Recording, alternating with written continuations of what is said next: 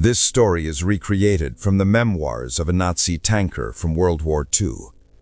My name is Oberleutnant Karl von Braun, formerly of the 14th Panzer Division. What I will tell you is not from the history books. It is what I saw, what I felt, in the first days of that colossal mistake in the East.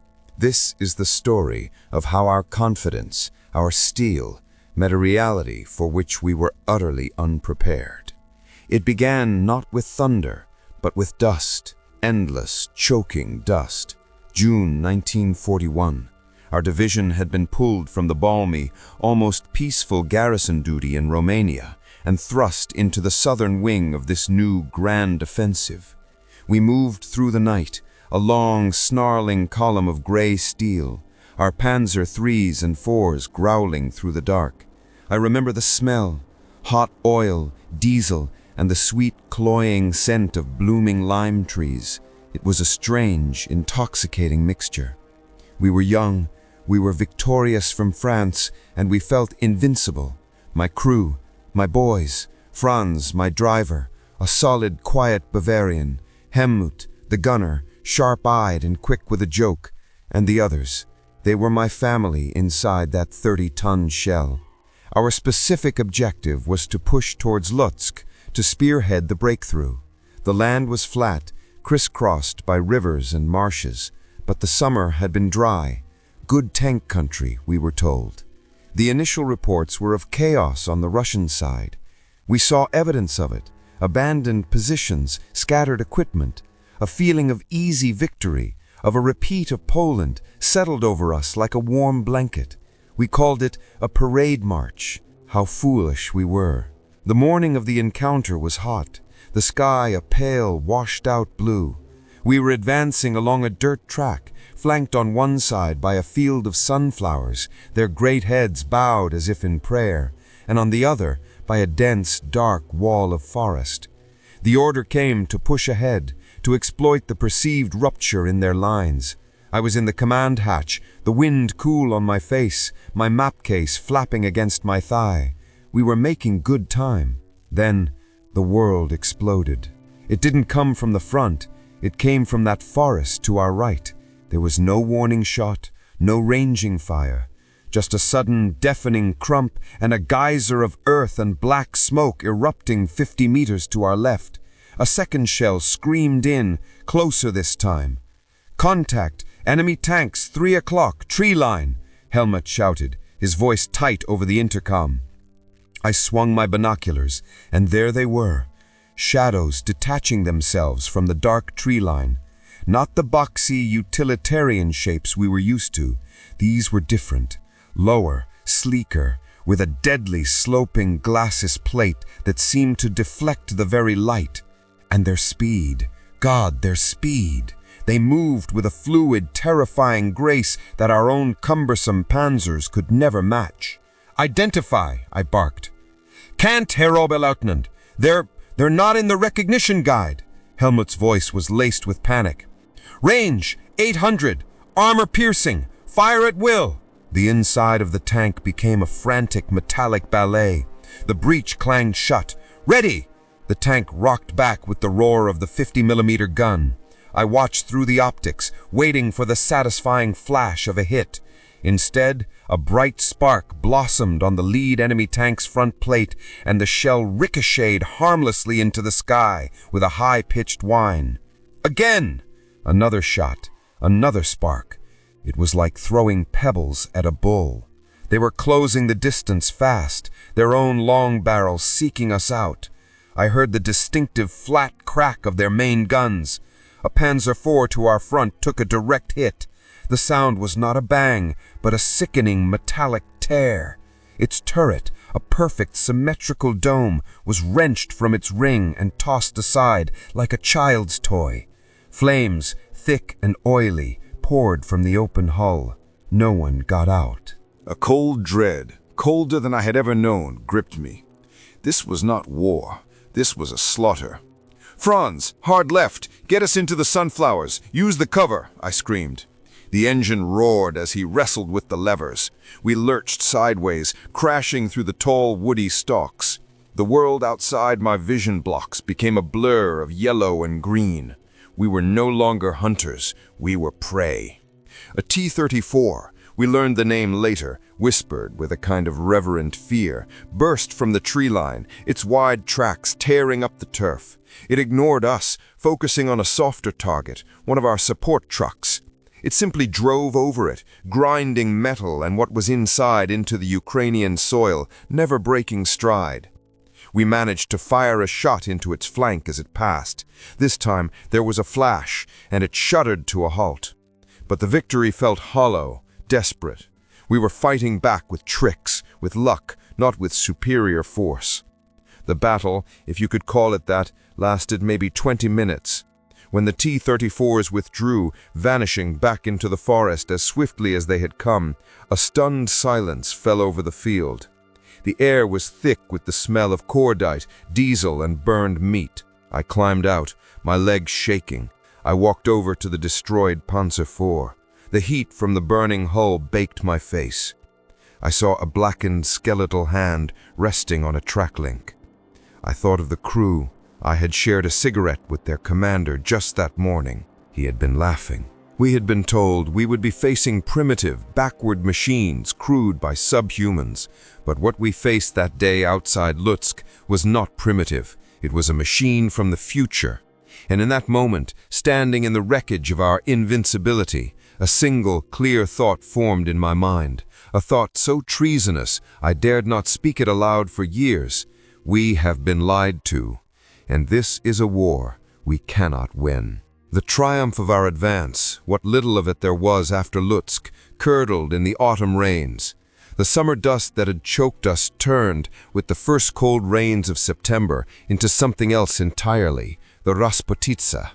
No single word in our language can capture its meaning.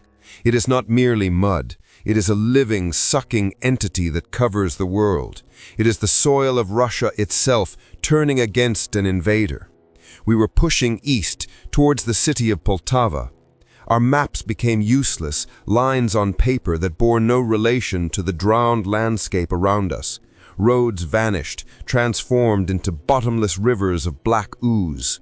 The sky was a perpetual leaden gray, and the rain was a constant cold drizzle that seeped into your bones, into the very soul of our machines. My Panzer, my faithful Lotte, became a prison. We were constantly stuck, constantly digging. I remember one day, outside the village of Karlovka, we spent 18 hours trying to move just 2 kilometers. The mud would grip the tracks, packing itself into every sprocket and link until they were just smooth, useless wheels.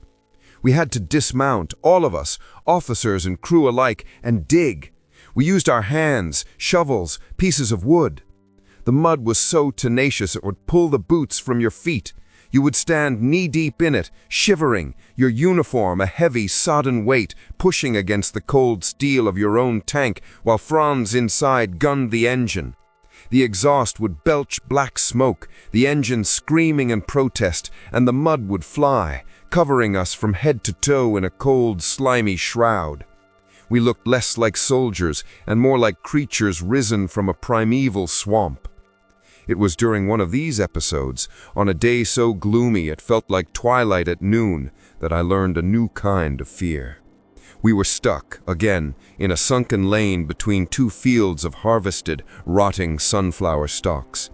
The rest of the column was ahead, their sounds muffled by the damp air. I had posted Gerhardt, our youngest, as a sentry on the hull, his machine pistol held ready. The rest of us were in the mud, shoulder to the tank, heaving. A sudden, sharp crack. Not an artillery shell, but the distinct report of a Mosin Nagant rifle. Gerhard let out a soft gasp, a sound more of surprise than pain, and tumbled from the tank into the mud at my feet. There was a small, neat hole in his forehead. His eyes were wide open, staring at the gray sky. He was 17. "Sniper!" someone yelled. We scrambled, diving for what little cover the road banks offered. But the real terror was yet to come. From the field of dead sunflowers, figures emerged. Not soldiers in a neat line, but shadows flitting between the stalks. They were Russian infantry, and they were silent. No battle cries, no shouts, just a grim, determined advance. "Back to the tank! Get inside!" I roared. We clawed our way back, hauling ourselves onto the muddy hall. I was the last one, fumbling with the commander's hatch. That's when I saw him. A Soviet soldier, his face smeared with mud, rising from a ditch not 10 meters away. In his hand, he held not a rifle, but a bottle, a simple glass bottle with a rag stuffed in its neck, and the rag was on fire. Time seemed to slow. I saw the arc of his arm as he threw it. It was a clumsy, underhand toss, but the distance was so short it didn't matter. The bottle tumbled end over end, a tiny fluttering comet of flame. It struck the engine deck, just behind the turret, and shattered. The world turned to fire. It wasn't an explosion, not like a shell. It was a whoosh, a sudden greedy expansion of liquid flame. The petrol and tar mixture, the Molotov cocktail, splattered across the rear deck and began to ooze, burning into every crack and crevice. Thick, black, acrid smoke immediately billowed up, mixing with the drizzle. "Fire! Fire!" The cry inside the tank was pure panic. The smoke began to seep inside, a toxic fume that stung the eyes and clawed at the lungs. We were trapped in a metal box that was rapidly turning into an oven. I could feel the heat through my boots. Franz, God bless him, didn't wait for an order. He slammed the gears into reverse and gunned the engine, backing us blindly and violently out of the lane, swerving to throw off the aim of any other infantrymen. Once we were clear, we burst from the hatches, coughing and retching. The back of Lotte was a vision from hell. The flaming liquid clung to the steel, burning with a terrible persistence. We had no fire extinguisher that could combat this. We had to use the only thing we had in abundance, mud. We scooped up great handfuls of the wet, black earth and hurled it at the flames. It was a surreal, desperate struggle, using the very thing that had trapped us to save us. We smothered the fire, handful by filthy handful, the mud sizzling and steaming. When it was finally out, the back of the tank was a scorched, disgusting mess, but the armor had held. I stood there, panting, my hands blackened and raw, my uniform steaming. I looked down at Gerhard's body, now half submerged in the muck. I looked at my tank, this proud symbol of German engineering, defeated by a bottle and a determined man. And I looked at my crew, their faces masks of soot and mud, their eyes wide with a terror that was new to them.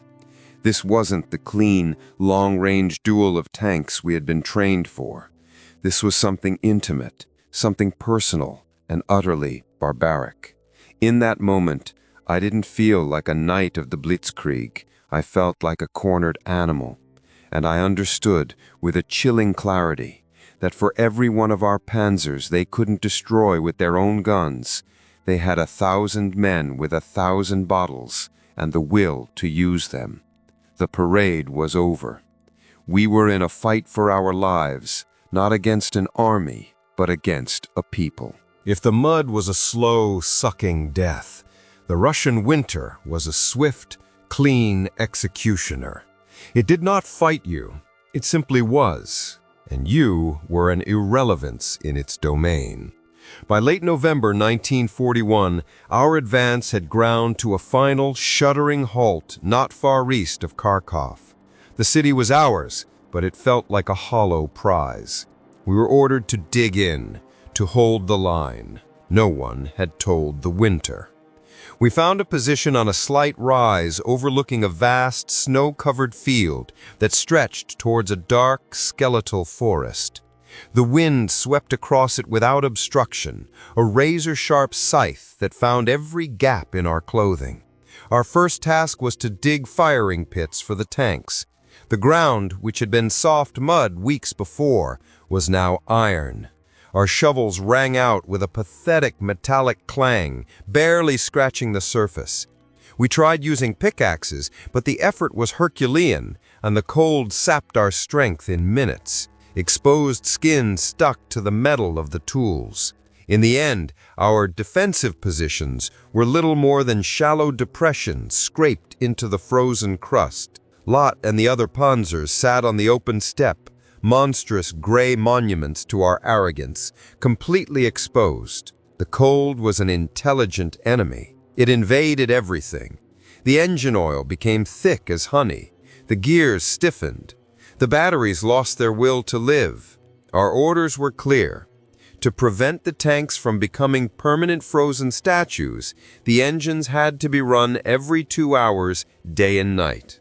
This ritual became the central, exhausting rhythm of our existence. One of the crew would be roused from a frigid slumber, climb into the icy tomb of the driver's compartment, and fire up the engine. The roar was deafening in the silent, frozen night. We would let it run until the temperature gauge showed a sliver of life, burning through our precious fuel reserves at an alarming rate, and then shut it down. For 2 hours of sleep, we paid an hour of noise, fuel, and the agonizing transition from cold to less cold, back to cold. It was during one of these nights, a night so clear the stars looked like chips of ice, that the silence was broken not by our engine, but by the sound of singing. At first I thought I was dreaming. A low, mournful melody carried on the wind from the direction of the Russian lines. I slid open my hatch, the metal searing my fingertips, even through my gloves, and listened. It was a chorus of male voices, deep and resonant, singing a song that was achingly sad. I did not understand the words, but I understood the feeling. A homesickness so profound it could cross no man's land and settle in your own chest. My crew was awake now, listening too. We were enemies, poised to kill each other at first light, yet in that moment, connected by this shared human misery under the same indifferent sky. It was the most terrifying weapon they had used against us yet. Dawn brought not an attack, but a deeper cold. The thermometer plunged to 40 below. Our sentries reported that the Soviet positions had gone quiet, too quiet. That evening, a patrol went out. They returned an hour later, their faces pale beneath their frostbitten noses. "They're gone, Herr Oberleutnant," the sergeant reported, his teeth chattering. "The forward trenches, they're still occupied, but they didn't move." We went to see for ourselves. What we found in those frozen scrapes in the earth were not soldiers anymore. They were statues. Men in tattered greatcoats, crouched in firing positions, their rifles still held ready, their eyes wide open and glazed over with a film of ice. They had frozen to death at their posts, silently, without a fight. We stood there, a group of battle-hardened men, and we were horrified. This was a different kind of courage, a fanaticism we could not comprehend. It wasn't just the cold that froze my blood in that moment. It was the realization of the sheer, inexhaustible will we were facing. The thaw, when it came days later, was a relative term. It was only a few degrees, but enough for the dreaded mud to reassert itself at the surface. We were ordered to rotate one of Lot's tracks for maintenance. Franz was underneath, guiding the heavy steel links. I was standing nearby, watching the forest line, a cup of lukewarm ersatz coffee in my hand, trying to steal a moment of warmth. The shot was a single, sharp crack that echoed flatly across the white landscape. It came from that damned forest. Franz let out a soft, surprised grunt. I turned. He had been in the process of standing up, and the bullet took him high in the chest, just below the collarbone. There was no dramatic spray of blood, just a dark, rapidly spreading stain on his gray uniform tunic. He looked at me, his eyes wide with confusion, then slumped back against the frozen track. There was no second shot. The sniper had done his job. We returned a torrent of machine gun and cannon fire into the tree line, a futile, rage-filled outburst that tore branches from trees but hit nothing. We carried Franz into the crew compartment. There was little we could do. The field doctor, when he arrived from the rear, just shook his head. The bullet had torn through his lung. he suffocated slowly, in the belly of the machine he had loved and cared for, his blood pooling on the steel floor. He was the first of my core crew to die. The heart of Lot had been shot out. That night, as we burned through more fuel to keep his body from freezing solid before the burial detail arrived, I made a decision. I took the small bronze tank destruction badge that I had been so proud to earn weeks before, and I threw it, as far as I could, into the vast white darkness of the Russian steppe. It was a meaningless gesture, but it was all I had. The cold was no longer just the enemy, it was a co-conspirator. And I know with a certainty that settled deeper than the winter's chill that we were not just losing a war, we were being erased by it. The following spring and summer were a blur of smoke, dust, and a deepening numbness. We were pulled back, refitted, thrown into the great summer offensive of '42 towards the Caucasus. The memory of that first winter under Kharkov was a ghost that haunted our every move. We saw new tanks, American-made M3 Lees, their tall, awkward silhouettes, easy prey for our long guns. We chalked up kills, we advanced, we were on paper victorious, but the feeling was gone. The belief had been frozen out of us. I was promoted to Hauptmann. I received the German Cross in gold. I should have felt pride. Instead, the medal felt cold and heavy on my tunic, a weight of responsibility for the men I was leading to their deaths. The spirit of my old crew, of Franz, of young Gerhard, was gone. The new boys were fresh-faced, still burning with the fire we had lost. I looked at them and saw ghosts. The turning point, the final nail in the coffin of my faith, did not come from the Russians. It came over the crackling static of the radio, in a quiet sector near the River Don. The news was broken, hesitant at first, then a flood of terrified whispers. Stalingrad. The entire 6th Army, surrounded, cut off, dying. We had friends there, our sister division. We listened to the desperate fading signals until there was only silence. That silence was louder than any artillery barrage. It was the sound of the end. I found myself one evening standing by Lot, her hull now scarred with a dozen fresh patches and a new coat of dust. I placed a hand on her warm armor. She had been my home, my weapon, my prison. She had saved us and failed us. And as I stood there, the full, crushing weight of it all finally landed upon me. It wasn't a sudden realization. It was the final acceptance of a truth I had known since that first sunflower field outside Lutsk. My adjutant, a young lieutenant full of zeal, approached me. "Herr Hauptmann," he said, his voice tight with concern for the front. "The men are asking, what are our orders? How do we recover from this?" I looked at him, at his unlined face that had not yet known true despair, and I gave him the only honest answer I had left. "Recover?" I said, my voice flat and empty. "We don't." I turned from the tank and looked east towards the vast dark expanse of Russia. I lost this war not at Stalingrad, not at Moscow. I pointed a finger, not at the enemy, but at the memory of a dusty road in June. We lost it the first time a T-34 came out of the woods and we could not scratch its paint. We lost it when our own arrogance met their reality. We were good soldiers, perhaps too good. We followed our orders, we believed in our technology, we trusted our leaders, and that was our undoing. We are not fighting an army anymore. We are fighting a truth, and you cannot defeat a truth with a tank. The young lieutenant stared at me, horrified. I had spoken treason, but it was no longer treason to me. It was simply the weather report. A storm had come, and we had sailed right into it. I was wounded soon after, not heroically, but by a piece of shrapnel from a random mortar barrage. The war is casual, impersonal cruelty. I was sent west to a hospital in Germany, and I never saw the Eastern Front again. I never saw Lot again. I heard she was destroyed in the Great Retreat after Kursk. Sometimes, in the deep quiet of the night, I can still feel it, the vibration of the engine through my boots.